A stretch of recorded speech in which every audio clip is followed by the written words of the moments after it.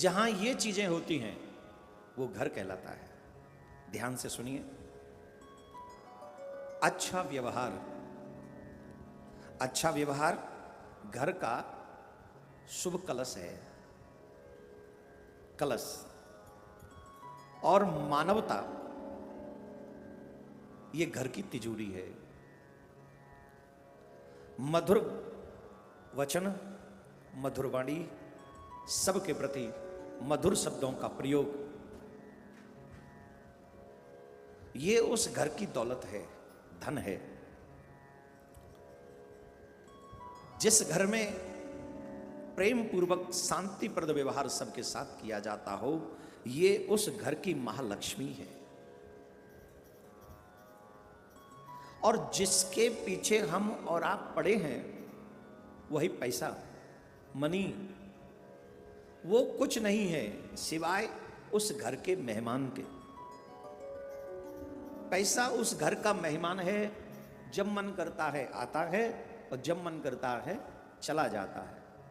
तो हमें मेहमान का देखभाल तो करना चाहिए, पर उसी के पीछे नहीं पड़े रहना चाहिए। वो मेहमान है। और जो सबसे बड़ी पूंजी है, जो सबसे बड़ी पूंजी हमारे घर में होनी चाहिए, वो है संतोष। संतोष ही परम सुख है उस घर का। संतोषम परम सुखम। जिस घर के प्राणी जितना मिलता हो उसी में प्रसन्न रहते हो, वही सबसे बड़ा सुख है। उससे बड़ा सुख नहीं हो सकता कोई। आज हमारे दुख का कारण यही है कि जितना मिला है उसमें संतोष नहीं, अपितु असंतोष है। होता क्या है, जितना मिला है हम उसका भी सदुपयोग नहीं कर पाते हैं। हम वो ये सोच सोच के परेशान हो जाते हैं कि हमारे पास तो कुछ है ही नहीं। अरे भैया, जो भाग्य अनुसार मिल गया उसी का सदुपयोग कर लीजिए। बोलो राधे राधे। तो जहां ये सब चीजें एकत्रित होती हैं, वही भवन है, वही घर है, और वही परिवारी जन अच्छे हैं। जहां एक दूसरे से मीठा व्यवहार करते हो, अच्छा व्यवहार करते हो। आइए, कल हमने आपको कहा था रुद्राक्ष कै मुखी होते हैं सबसे ज्यादा? आपको तो 16 मुखी मिला हुआ है। आप कल कह रहे थे आप पे 16 मुखी है। आइए, रुद्राक्ष धारण करने वालों को मैं एक विशेष संदेश दे दूं। रुद्राक्ष बिना मंत्र धारण बोले धारण नहीं करना चाहिए। पहले मंत्र बोले, उसके बाद रुद्राक्ष धारण करें। और इसमें नियम है, जो व्यक्ति जितने मुखी रुद्राक्ष धारण करेगा उस व्यक्ति को अलग हिसाब से मंत्र बोलना पड़ेगा। उतने ही मुख, जो भी मुख, 2 मुख, 1 मुख, 4 मुखी, अष्टमुखी, सबके लिए अलग अलग है। तो आइए हम आपको उन मंत्रों को बता देते हैं कि अगर 1 मुखी रुद्राक्ष आप धारण करना चाहते हैं तो आपको कौन सा मंत्र बोलना चाहिए। 2 मुखी मंत्र में, 2 मुखी रुद्राक्ष में कौन सा मंत्र बोलना चाहिए, तो आप सुनते जाइएगा। 1 मुखी रुद्राक्ष में मनुष्य को इस मंत्र का जाप करना चाहिए, ओम ह्रीम नमः। 2 मुखी रुद्राक्ष में ओम नमः। 3 मुखी रुद्राक्ष में ओम क्लीम नमः। अब नंबर अपने आप लगाते जाओ, मैं सिर्फ मंत्र बोलता जाऊंगा, ठीक है? इससे आगे नंबर ही बढ़ेंगे ना। 3 मुखी, चतुर्मुखी, पंचमुखी, छठमुखी हैं, यही होंगे। अब सिर्फ मंत्र बोल रहा हूं, वो ध्यान से सुने। 3 मुखी रुद्राक्ष के धारण करते समय हमें बोलना चाहिए ओम क्लीम नमः, फिर ओम ह्रीम नमः, फिर ओम ह्रीम नमः, फिर ओम ह्रीम हूम नमः, ओम हूम नमः, ओम हूम नमः, ओम ह्रीम हूम नमः। ये फिर से सुन ले, ओम ह्रीम हूम नमः, ओम ह्रीम नमः, ओम ह्रीम हूम नमः, ओम क्रोम क्षोम रोम नमः। ये 12 मुखी के लिए बड़ा खतरनाक मंत्र है। ये 12 मुखी रुद्राक्ष के लिए ये मंत्र है, ओम क्रोम क्रोम, ओम क्रोम क्रोम रोम नमः श्रोम। ये है ना, बड़ा खतरनाक मंत्र है भी तो 12 मुखी रुद्राक्ष के लिए। तो इस मंत्र को ऐसे जाप करना चाहिए है 12 अक्षर मंत्र के लिए, ओम क्रोम क्षोम रोम नमः। और फिर ओम ह्रीम नमः, और फिर जो 14 मुखी है उसके लिए ओम नमः, सिर्फ इतना सा।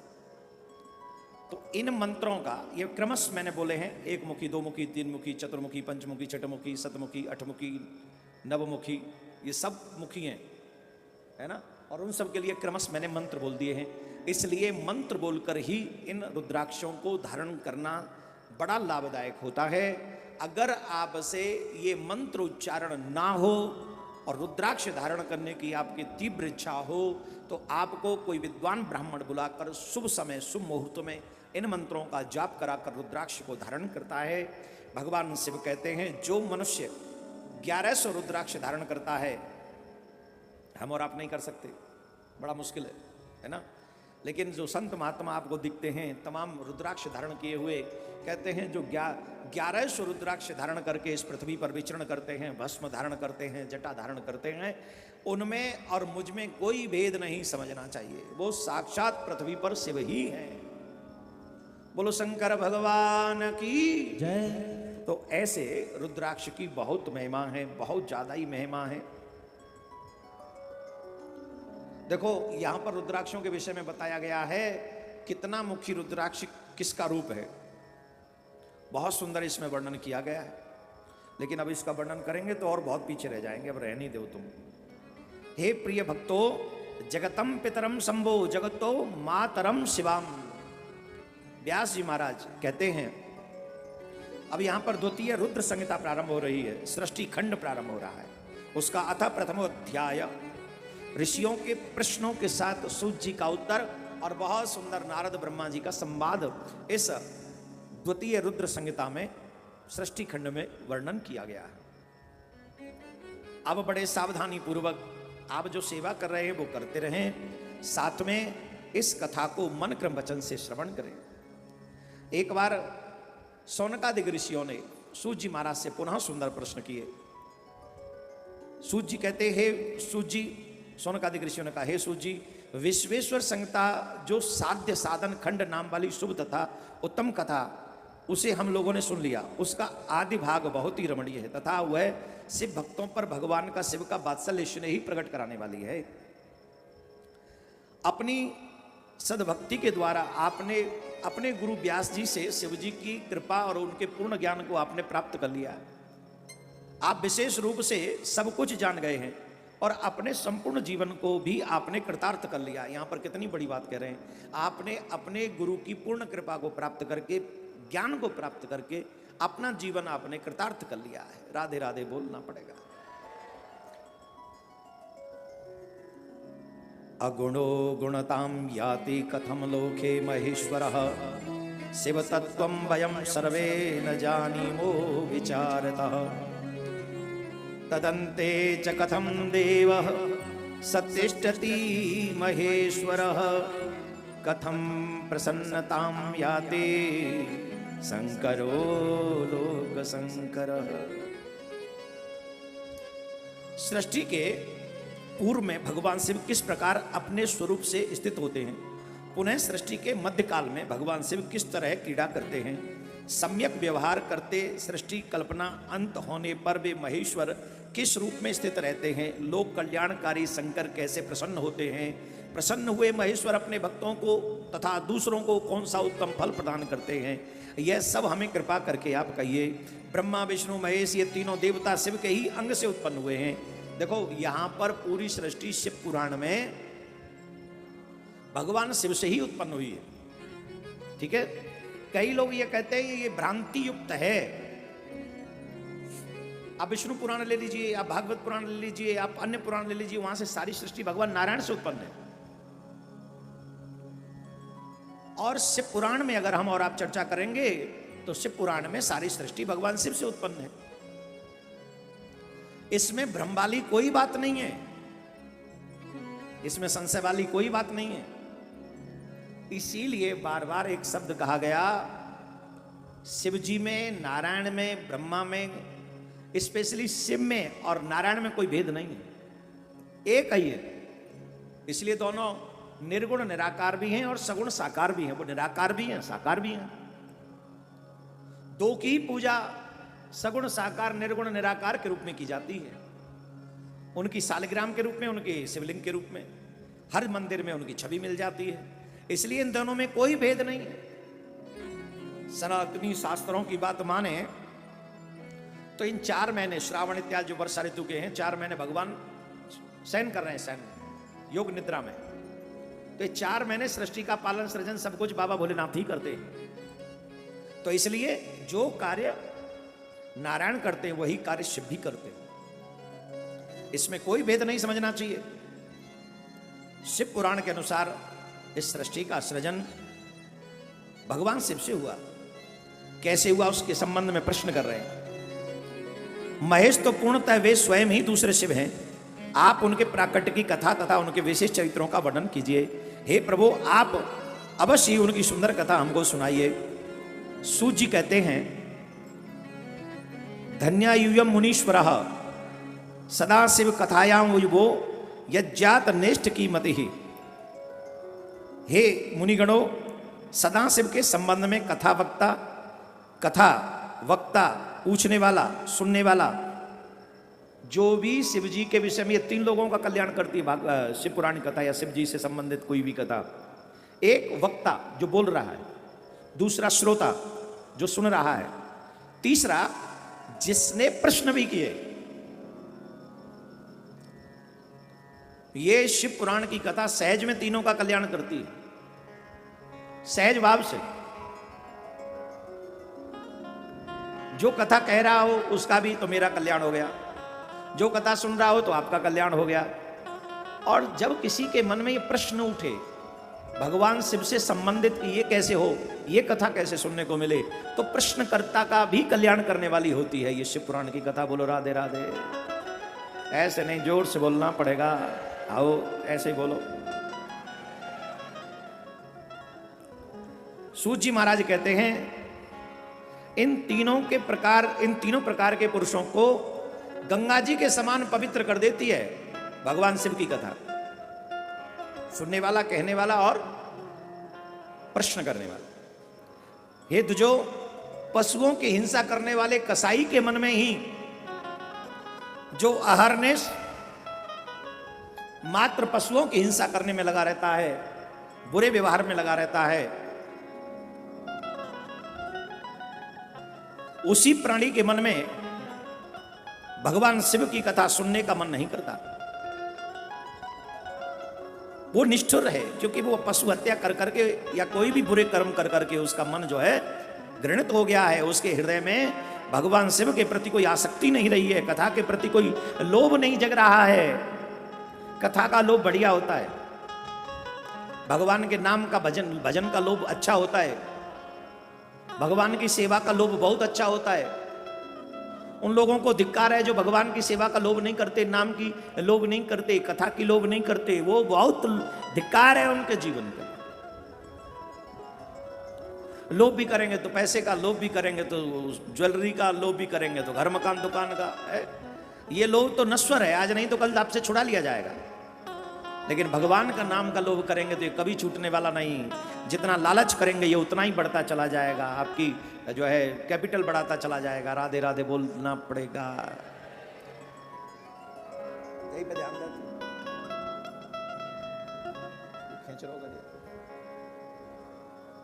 तो कहां थे हम? लालच, लोभ करो नाम का, कथा का, ये अच्छी बात है। आपने भगवान शिव से संबंधित प्रश्न किए जो गुणों को बढ़ाने वाला है, जो सद्गुणों को बढ़ाने वाला है। मैं, हे ब्राह्मणों, आप लोगों के प्रश्न के अनुसार मैं यथा बुद्धि प्रयत्न पूर्वक शिव लीला का वर्णन करता हूं, आप लोग श्रवण करें। पुष्टम पित्रे प्रेरितेन हरिणा शिव रूपिण। जैसे आप लोग पूछ रहे हैं उसी प्रकार से एक बार नारद जी ने ब्रह्मा जी से प्रश्न किया था कि मुझे भी भगवान शिव की कथा सुनाइए, मैं भी शिव तत्व को जानना चाहता हूं, आप हमें ये प्रसंग सुनाइए। तो ये जो प्रश्न आप कर रहे हैं, ये प्रमुख प्रश्न नारद जी महाराज ने ब्रह्मा जी से किया था, अपने पिताजी से। तो जब जैसे ही नारद जी का नाम आया तो ऋषि जो थे वहां पर, सौनकादिक ऋषि, व्यास जी कहते हैं उन सौनकादिक ऋषियों ने कहा, सूत सूत महाभाग सेवोतम महामते श्रुत्वा तब बचो रम्य चेतो न सकुतूहलम सकुतूहलम सकुतूहलम, हमें ये कुतूहल हो रहा है, ये कुतूहल हो रहा है कि नारद जी ने ये प्रश्न अपने पिताजी से किया, हे सूत जी कृपा करके हमें ये पूरा प्रसंग सुनाइए, हम ये पूरा प्रसंग सुनना चाहते हैं कि नारद जी के मध्य में और ब्रह्मा जी के मध्य में ये संवाद कब और कैसे हुआ। आपका बड़ा अनुग्रह होगा अगर आप हमें ये संवाद जो हमारे हृदय को भगवान शिव की भक्ति की ओर बढ़ाएगा, अगर आप ये प्रसंग हमें सुना दें तो। कौतूहल भरा ये प्रसंग है, हम भी सुनना चाहते हैं। तो उन्होंने कहा सुनो। अब यहां से नारद मोह का प्रसंग प्रारंभ होता है शिव पुराण में, और रामायण में और शिव पुराण में एकदम एक जैसा ही भाव है। ऐसा लगता है जैसे शिव पुराण के श्लोकों में से ही गोस्वामी तुलसीदास बाबा ने चौपाइयों का निर्माण किया हो। बड़ा सुंदर भाव है, मन लगाकर सुनिएगा। हिमशैल गुहा काचिद्धे का परम शोभना, यस समीपे सुर नदी सदा बहती वेगतः। एक बार कर तल कर वीणा, एक बार कर तल कर वीणा, एक बार कर तल कर वीणा, एक बार कर तल कर वीणा। गावत हरि गुण गान प्रवीणा, गावत हरि गुण गान प्रवीणा। गावत हरि गुण गान प्रवीणा, गावत हरि गुण गान प्रवीणा। हिमगिरि गुहा एक अति पावन, हिमगिरि गुहा एक अति पावन, हिमगिरि गुहा एक अति पावन, हिमगिरि गुहा एक अति पावन। बह समीप सुर सरी सुहावन, वह समीप सुर सरी सुहावन।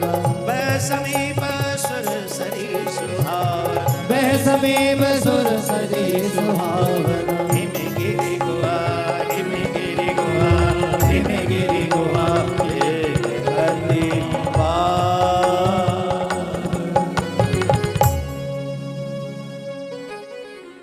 ये पूरा मानस और शिव पुराण सुनाएंगे, निकाल लो शिव पुराण और मानस की। मानस आप करो, शिव पुराण हम करें।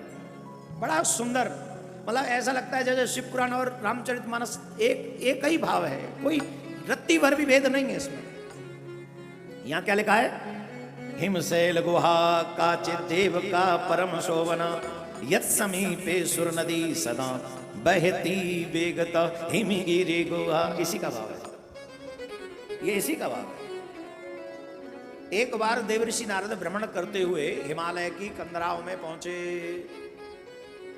जहां पर सुरसरी मां गंगा बह रही है, बहुत सुंदर।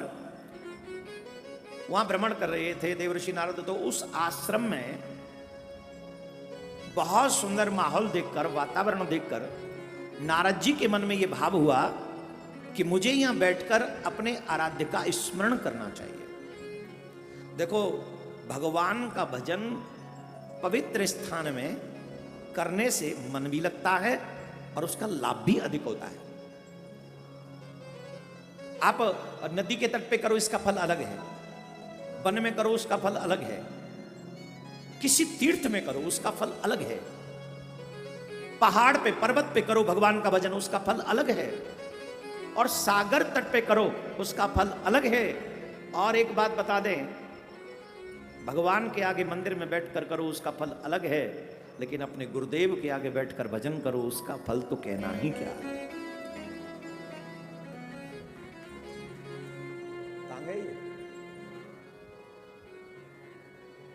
इसलिए जितना ज्यादा हो सके भगवान के मंदिर में जाकर, तीर्थ में जाकर, नदी के तट पर जाकर, नदी में ज्यादा डुबकी मत लगाया करो। 10, 20, 50 डुबकी लगा के एक एक घर वालों के नाम से और 10-5 अपने नाम से जट ज्यादा से ज्यादा समय गंगा के तट पे, जमुना के तट पे, नर्मदा के तट पे, संगम के तट पे भजन करने में लगाओ।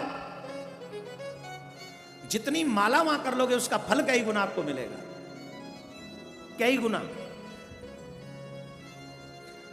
क्योंकि स्थान का बड़ा प्रभाव होता है। देवर्षि नारद हिमालय में जाकर उस स्थान को देखकर बड़े सुंदर हो गए, उनका मन निर्मल हो गया और उनको लगा कि यहाँ भजन करना चाहिए, और वो भजन करने के लिए बैठ गए।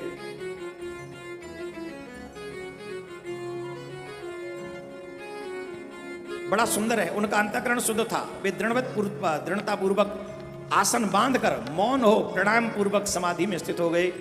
हे ब्राह्मणों, उन्होंने समाधि लगाई जिसमें ब्रह्म का साक्षात्कार करने वाला अहम ब्रह्मास्मि में मैं ब्रह्म हूं यह विज्ञान प्रकट होता है। मुनिवर नारद जी जब इस प्रकार तपस्या करने लगे तब देवराज इंद्र कांप उठे और मानसिक संताप से व्याकुल हो उठे।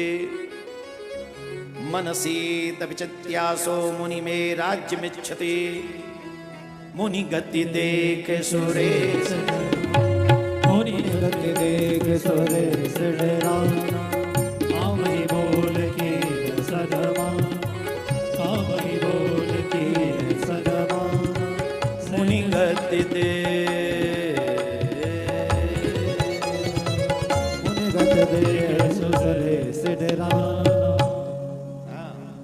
पीछे से आके डराना। क्या हुआ? जब नारद जी समाधि में बैठे तो यहाँ पर मानस भी वही कह रहा है, मुनि गति देख सुरेश डराना, मनसीत विचंत्यासो, और आगे क्या कहा? काम ही बोल कीन सन्माना। और यहाँ लिखा है आज गाम दुतम कामम सर्व धीमहि सीयुतो। एकदम सेम टू सेम। इंद्र के मन में भय व्याप्त हुआ। किस बात का? कहीं ऐसा तो नहीं है कि वो मेरे इस इंद्रासन को देवर्षि छीनना चाहते हों। उनके मन में मेरे इंद्रासन को प्राप्त करने की इच्छा तो नहीं है। इस भाव से वो व्यथित हो गए, व्याकुल हो गए। इंद्र व्याकुल हो गए और उन्होंने अपने मित्र कामदेव को बुलाया। काम ही बोल के न सन्मान, कामदेव को बुलाया और कामदेव को कहा कि मित्र, हमेशा से तुम मेरा कार्य करते हो, हमेशा तुम मेरी सहायता करते हो, आज भी तुम मेरी एक सहायता करो। कामदेव बोले क्या हुआ आप बताएं, क्या परेशानी है, क्या कष्ट है, आप जो बोलेंगे करेंगे। तो उन्होंने बताया देवर्षि नारद हमारा राज्य छीनना चाहते, वो समाधि में बैठे। कपट बुद्धि वाला देवराज इंद्र शीघ्र ही स्वार्थ के लिए उस कामदेव को संबोधित करते हुए ऐसा कहते हैं कि तुम अपनी सहायता अपनी मंडली को लेकर जाओ और देवर्षि नारद का ध्यान भंग कर दो। तुम चाहो तो कुछ भी हो सकता है, तुम जाओ तो सही।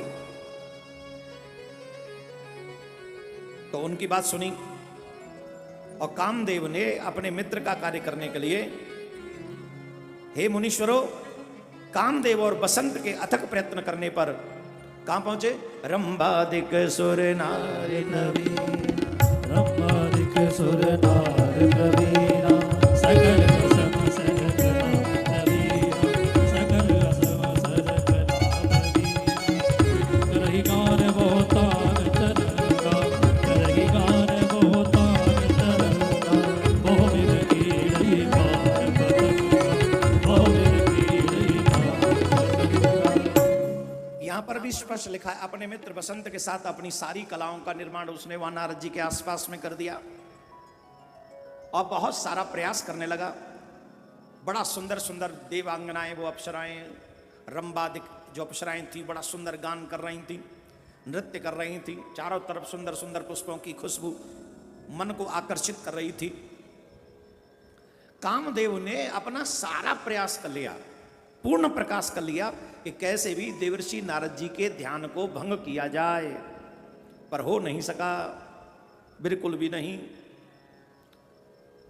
न बभूव मुनिश्चेतो विकृतम मुनि सत्तम, भ्रष्टो बभूव तद्गर्वो महेशानुग्रहेण। हे मुनीश्वरों, कामदेव और बसंत के अथक प्रयत्न करने पर भी नारद मुनि के चित्त में विकार नहीं उत्पन्न हुआ। महादेव जी के अनुग्रह से उन दोनों का गर्व चूर्ण हो गया। और मानस में यहां पर यह कहा है कि शिव के अनुग्रह से उन दोनों का, मीस काम का और बसंत का, गर्व चूर्ण चूर्ण हो गया। और मानस में कहा है इसी बात को, बड़ रखवार रमापति जासु। उसे भला कौन कष्ट पहुंचा सकता है जिसकी रक्षा भगवान स्वयं करे। आप सच मानिए, जो अपने भगवान के चरणों के सच्चे भक्त हैं और उनके चरणों के आश्रित हैं, उन्हें इस ब्रह्मांड की कोई भी शक्ति तंग नहीं कर सकती। उनकी रक्षा, उनकी देखभाल स्वयं परमपिता करते हैं, प्रियाकांत सरकार करते हैं, प्रियाकांतेश्वर महादेव करते हैं। दोनों में भेद नहीं है। इसीलिए मैं बार बार आप सबसे कहता हूं, अपने निष्ठा को, अपने विश्वास को दृढ़ करो, दृढ़ करो। अब देखो, नारद जी ने जब उनकी समाधि नहीं खुली तो वो डर गए, कहीं ऐसा ना हो हमें साप दे दें। महात्मा तो है ही, साप दे देंगे तो बड़ा गड़बड़ हो जाएगा। चरणों में गिर गए, बोले साप दें उससे पहले ही क्षमा मांग लो। चरणों में गिर गए, चरणों में गिर गए तो नारद जी को, भय न नारद मन कछुरो कह प्रिय बचन काम पर तो नारद जी महाराज ने कामदेव को चरणों में गिरा हुआ देखा तो पूछा, भैया क्या हो गया? अरे ऐसे क्यों परेशान हो?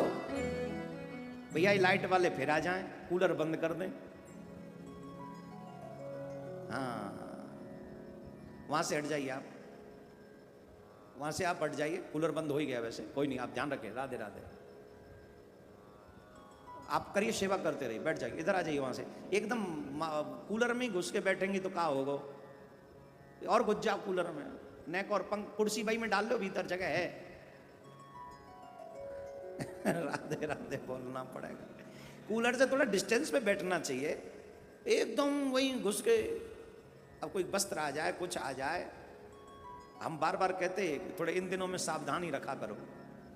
हाँ, भगवान, वैसे तो हमारे ऊपर, सबके ऊपर भगवान की दृष्टि है, पर फिर भी कहते हैं ना, सावधानी तो तुम खुद रखो। चलो, बहुत बहुत धन्यवाद। ध्यान दे कथा में। कहां थे हम? नारद जी ने देखा कि कामदेव चरणों में पड़ा हुआ है, तो कह प्रिय बचन काम पर तोषा, भयउ न नारद कछु मन रोषा। नारद जी को क्रोध नहीं आया, भयउ न नारद मन कछु रोषा, कोई रोष नहीं, बल्कि प्रिय वचनों से कामदेव को संबोधित करते हो बोले, भैया काहे को आए हो तुम यहां पर? उन्होंने बताया, महाराज आपकी तपस्या से देवराज इंद्र के मन में शंका उत्पन्न हो गई। देवराज इंद्र को लगा कि आप उनके राज्य को, स्वर्ग को पाने के लिए तपस्या कर रहे हैं, इसलिए उन्होंने हमें आपके पास भेजा था कि हम जाएं और आपकी तपस्या को भंग करें। नारद जी ने कहा कि नहीं, हमें तो कुछ नहीं चाहिए, हम तो बस अपने मन को आनंदित करने के लिए भगवान के नाम की आराधना कर रहे थे, तपस्या कर रहे थे। हमारे मन में कोई स्वार्थ नहीं, कोई भावना नहीं, कोई राज्य पाने की इच्छा नहीं। नारद जी महाराज को क्रोध भी नहीं आया। ध्यान से सुनना, काम को जीतना कोई आसान बात नहीं है। नारद जी ने अकेले काम को ही नहीं जीता, साथ में क्रोध को भी जीता। मैं आप सबसे एक बात अवश्य कहूंगा, बात बात पे क्रोध करना भी ठीक नहीं। एक दिन हमने कथा में कहा था, एक दिन के क्रोध से 1 महीने के सत्कर्म नष्ट होते हैं। और हम तो एक ही दिन में कई कई बार क्रोध करते हैं, तो माइनस में चल रहे हैं, प्लस में तो है ही नहीं, है कि नहीं? बोलो हाँ या ना। तो इसलिए भगवान की भक्ति तो हम सब चाहते ही हैं, लेकिन जो भगवान की भक्ति में बाधक है, उन बाधाओं को हम पार नहीं करना चाहते, उनको भी पार करने का प्रयास हमें करना पड़ेगा।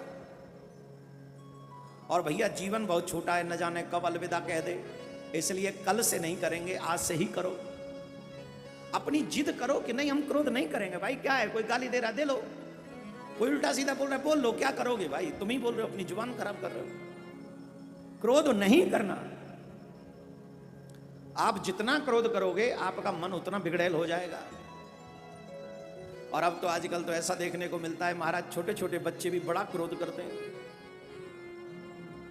छोटे छोटे बच्चे 2-2, 2.5 साल के, वो फोन उठा के फेंक देते माँ बाप पे, खिलौना फेंक के मारते हैं माँ बाप में, लात मारते हैं। पता नहीं इतना गुस्सा कहां से आ रहा है।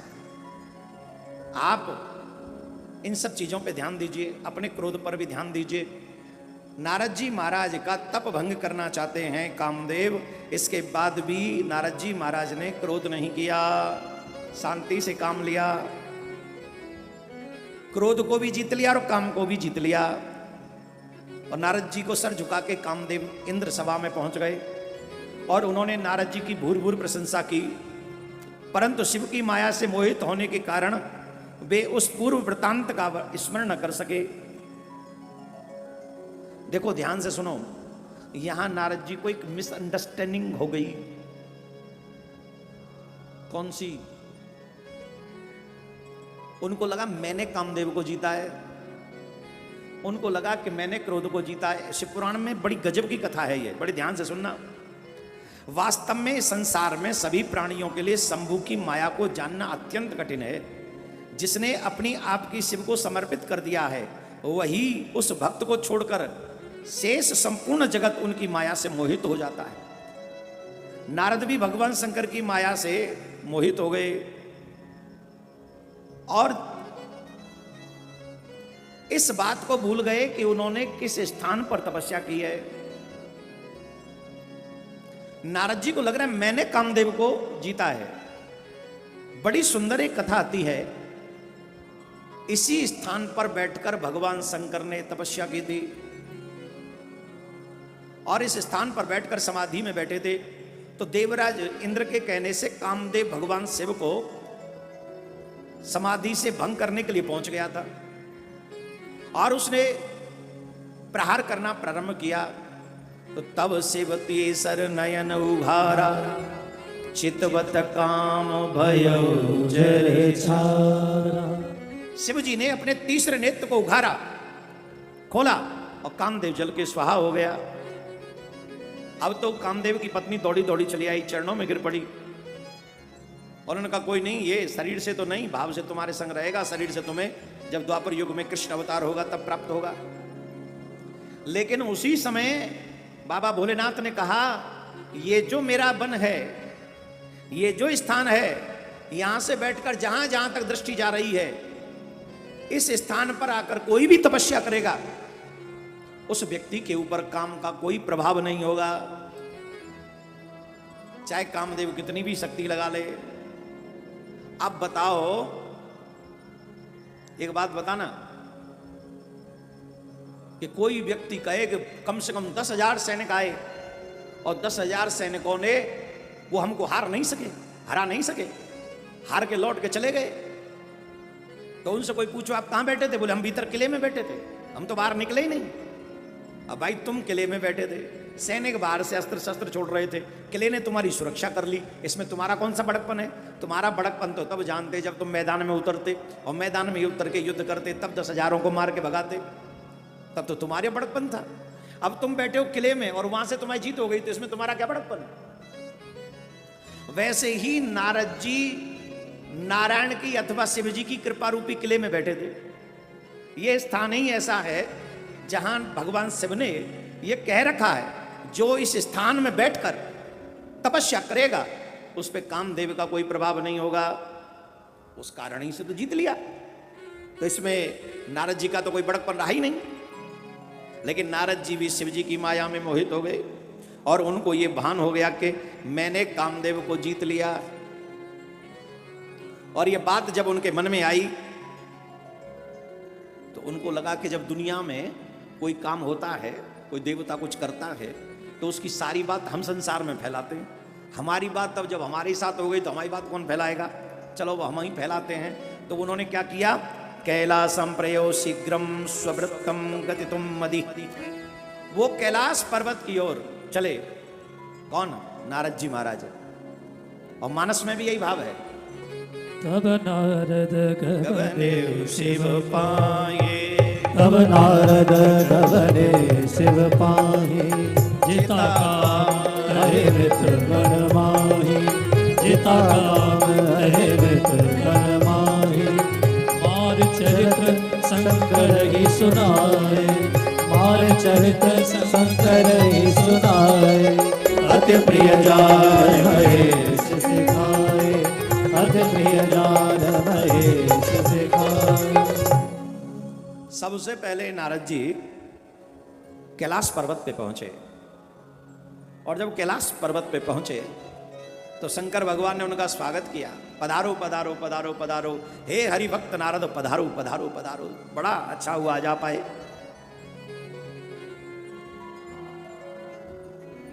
तुम धन्य हो, बताओ आज बड़े प्रसन्न मुख दिख रहे हो, क्या बात है।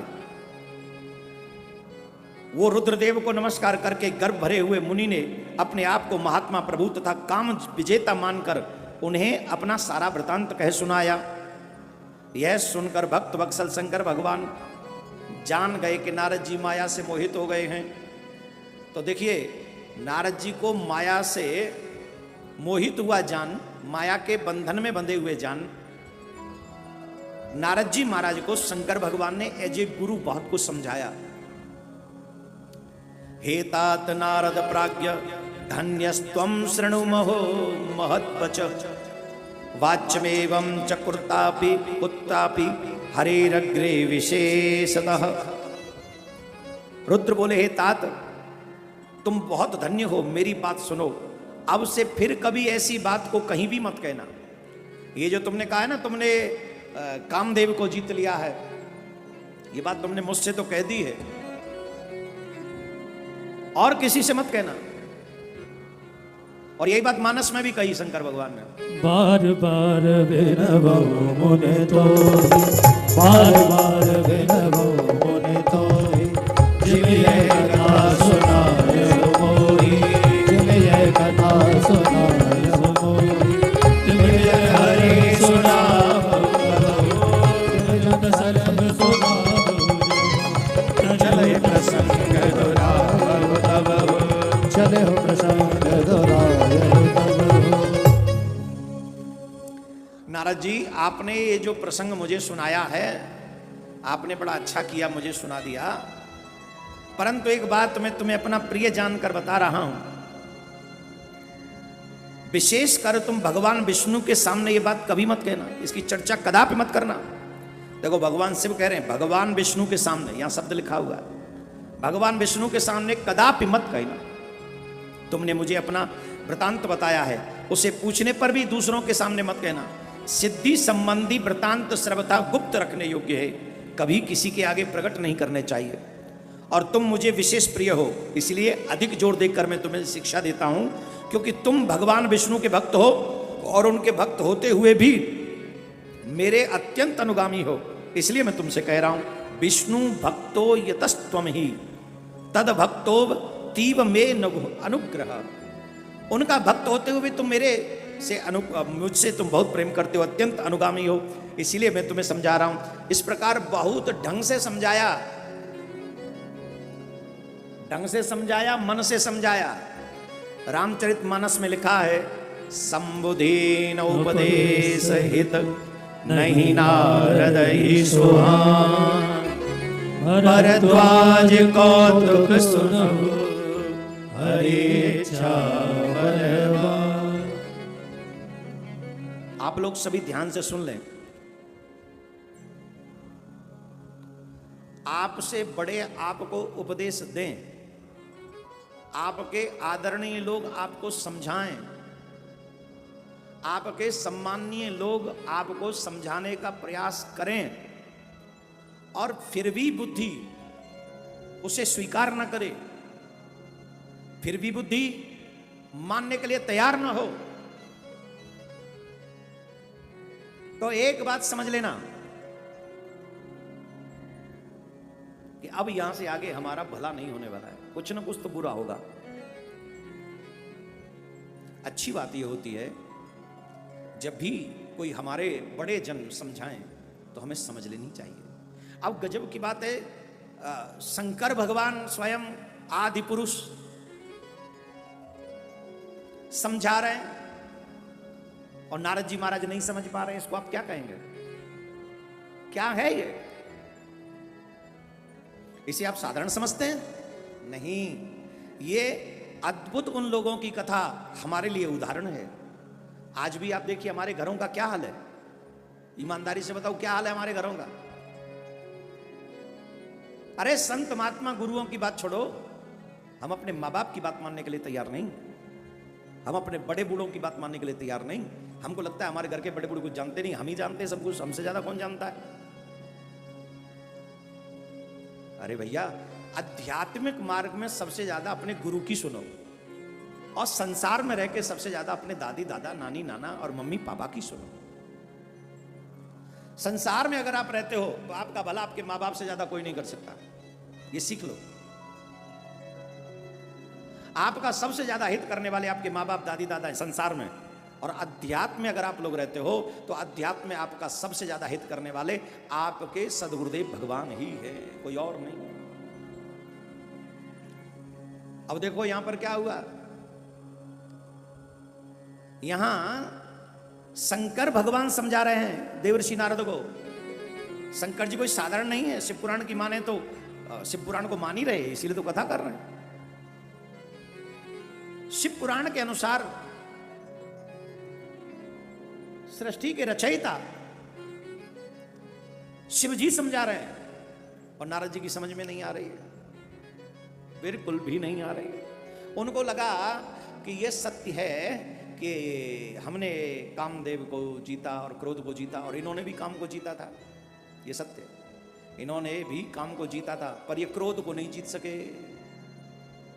क्रोध को न जीतने के कारण हमने तो क्रोध को भी जीत लिया, इसलिए शायद ये हमसे प्रसन्न नहीं हुए, ईर्ष्या हो रही है इनको, और इसीलिए हमको रोक रहे हैं कि आगे जाके मत कहना, शायद इसीलिए रोक रहे हैं। तो उनकी बात नहीं मानी और प्रणाम करके जी जी जी करके निकल गए। और कहां पहुंचे? ब्रह्मलोक पहुंचे। ब्रह्मलोक पहुंचकर पिताजी को प्रणाम किया, ब्रह्मा जी को प्रणाम किया, और जब ब्रह्मा जी को प्रणाम किया तो ब्रह्मा जी को भी अपना सारा वृतांत कह सुनाया और उनको सारी बात बता दी। ब्रह्मा जी से कहा, नमस्कार करके उन्होंने अपने तपोबल के सारे बात बताई, और कामदेव को कैसे जीत लिया, काम के साथ क्रोध को कैसे जीत लिया, उन्होंने वो भी बात ब्रह्मा जी को बता दी। विज्ञाय कारणम सर्वम निशेषेद सुतम तदा। उनकी वह बात सुनकर ब्रह्मा जी ने भगवान शिव के चरणार बिंदों को स्मरण करके और समस्त कारणों को जानकर अपने पुत्र को समझाने का प्रयास किया, और कहने लगे, नारद जी, शिव जी की माया बहुत प्रबल है, अतएव उनके चित्त में मद का अंकुर जम गया है, इसलिए वो समझ गए थे। उन्होंने कहा, ज्ञानियों में श्रेष्ठ नारद जी, ब्रह्मा जी की बात को आपने, ब्रह्मा जी ने समझाया कि शंकर भगवान ने जो बात बताई है वही उचित है, इस बात का ज्यादा प्रचार प्रसार करना कोई ठीक नहीं। देखो आजकल पहली बात तो सिद्धियां इतनी जल्दी होती नहीं, और सिद्धियां थोड़ी बहुत हो भी जाएं तो हम उनका प्रचार बहुत जल्दी प्रारंभ कर देते हैं, और फिर वो सिद्धियां अपना काम करना बंद कर देती हैं। इसीलिए शिव जी ने कहा, जो भी सिद्धि प्राप्त हो जाए उसे गुप्त रखना चाहिए। कहा कि भाई तुम थोड़ी देर और रुको, नहीं माने, और ब्रह्मा जी ने भी उन्हें समझाया। समझाया कि ये बात नारायण से तो बिल्कुल भी मत कहना, पर कहां मानने वाले थे। इस लोक में शिवेच्छा यादृशी लोके भयते वही सा तदः तददीनम जगत सर्वम वचनस्त्वाम स्थितम यतः। इस लोक में वो नहीं होता जो हम और आप सोचते हैं, इस लोक में हमेशा वही होता है जो शिव जी चाहते हैं, जो भगवान चाहते हैं, जो नारायण चाहते हैं, है ना। राम की न चाहे सोई होई, राम की न चाहे सोई होई, करे अन्यथा से नहीं होई, करे अन्यथा से नहीं कोई, करे अन्यथा से नहीं होई, करे अन्यथा से नहीं कोई। एक बार कर तल गढ़ वीणा, गावत हरि गुण गान प्रवीणा, चीर सिंधु गवने मुनिनाथ, जय वस श्रीनिवास सुतमाना, हरस मिले उठ रमान गीता, बैठे आसन ऋषि समेता, बैठे बैठे बैठे आसन ऋषि समेता। नारदोद ययो शीघ्रम विष्णु लोकम विनस्तदो। जैसे मानस में लिखा है कि एक बार नारद जी खड़ताल बजाते हुए, बीड़ा बजाते हुए क्षीर सागर में पहुंच गए। द सेम शिव पुराण में भी वही प्रसंग है कि भगवान की इच्छा के बगैर कुछ नहीं होता। भगवान की इच्छा ही थी, नारद जी चल पड़े भगवान विष्णु के धाम के लिए। और जब भगवान विष्णु के धाम में पहुंचे तो जय हो, नारायण बड़े लीलामय हैं, सबकी इच्छा को पूर्ण करने वाले मेरे प्रभु यूं लीला कर डालते पता भी नहीं चलता। बोलो राधे राधे। अब देखो, हमेशा जब नारद जी आते थे तो भगवान यूं ही लेटे रहते थे, यूं ही लेटे रहते थे। नारद जी प्रणाम करते थे, नारद जी उनके गीत गाते थे, बड़ी प्रशंसा करते थे, है ना, यही हाल था। आज जब नारद जी आए तो नारायण भगवान झट अपना आसन छोड़ के खड़े हो गए। आओ आओ आओ मुनि श्रेष्ठ पधारे, मुनि श्रेष्ठ पधारे। अच्छा, नारद जी ने एक क्षण भी ये नहीं सोचा कि भगवान आज खड़े क्यों हुए, एक क्षण भी नहीं सोचा, बल्कि उल्टी दूसरी चीज मन में आ गई। हाँ हाँ, हम जैसे संत महात्मा, काम विजयी महात्मा जब आए तो अवश्य ही खड़े होकर उनका स्वागत करना चाहिए। नारायण अपना कर्तव्य निभा रहे, अपने इष्ट के लिए भावना आ गई। ये सच है, जब थोड़ा बहुत नाम हो जाए ना तो हम सबसे आशा चाहते हैं कि सब हमारी रिस्पेक्ट करें, हमारे माँ बाप ही क्यों ना हो, हम अपने माँ बाप से भी आशा रखते हैं। औरों की तो बात ही छोड़ो, थोड़ा नाम हो जाए बस, थोड़ा सा एक दो यूट्यूब पे ज्यादा लाइक्स मिल जाए, इतना ही काफी है। और नारद जी तो काम को जीते हैं, तो फिर उनके मन में ये बात आ जाए तो कौन सी बड़ी बात है, कोई बड़ी बात नहीं। एक बात याद रखना, बनतों को बिगड़ते देखा है, बिगड़ों को भी बनते देखा। जो खूब अकड़ कर चलते थे, मिट्टी में मिलते देखा।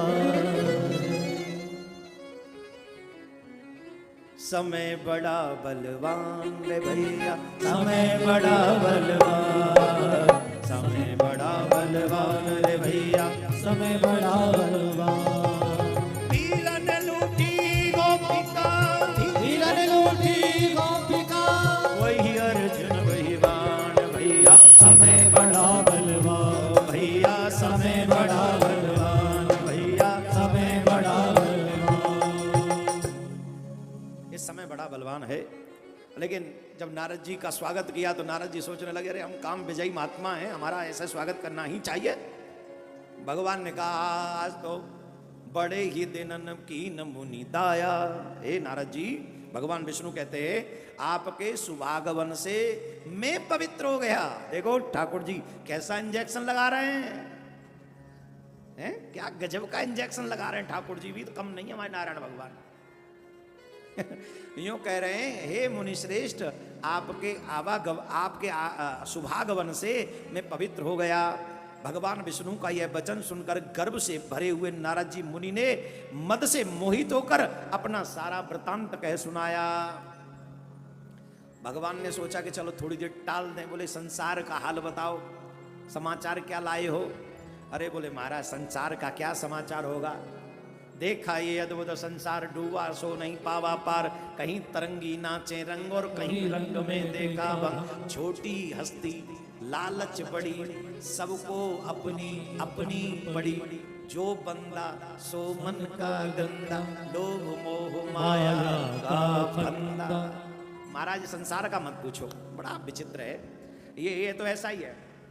पर महाराज आज मेरी गुड न्यूज है। क्या गुड न्यूज लाए हो?